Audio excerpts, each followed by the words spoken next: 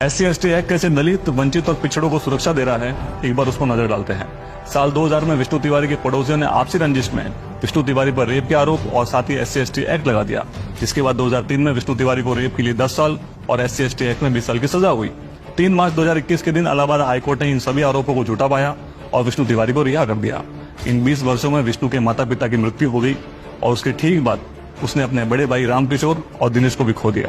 2022 में एक ब्राह्मण लड़के को कुछ दलितों ने किडनैप कर लिया और 4 महीने तक उसे पेशाब पिलाते रहे। इस सदमे से उस लड़के ने आत्महत्या कर ली और उसका परिवार आज उत्तर प्रदेश सरकार से इच्छा मृत्यु की अनुमति मांग रहा है। 28 मार्च 2025 के दिन बिहार के दरभंगा में SC/ST एक्ट लगाने की धमकी देकर 10 लोगों ने मिलकर एक नाबालिग बच्ची का रेप कर दिया।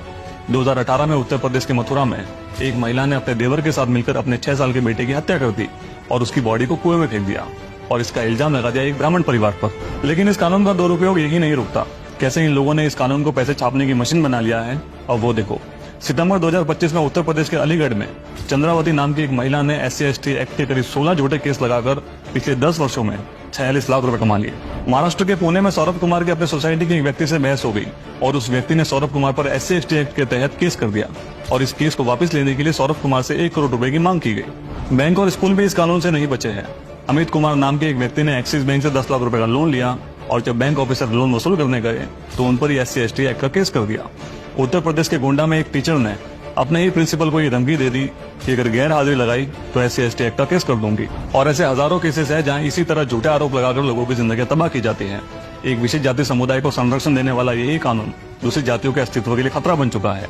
लेकिन सवाल ये है कि इस कानून के तहत अगर आरोप साबित होने पर दोषी को आजीवन कारावास की सजा होती है तो आरोप झूठा साबित होने पर आरोप लगाने वाले व्यक्ति को आजीवन कारावास क्यों नहीं?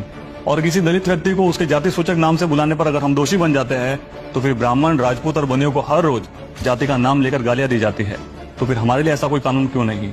जिस कानून को अनुसूचित जनजातियों के लिए ढाल के रूप में लाया गया था, आज उसी कानून को हथियार बनाकर सवर्णों के खिलाफ प्रयोग में लाया जा रहा है। इसलिए सरकार से ये सवाल पूछना चाहिए कि जब संविधान सभी को एक सा अधिकार देता है तो फिर कानून और कानूनी प्रक्रिया के मापदंड सभी के लिए अलग क्यों?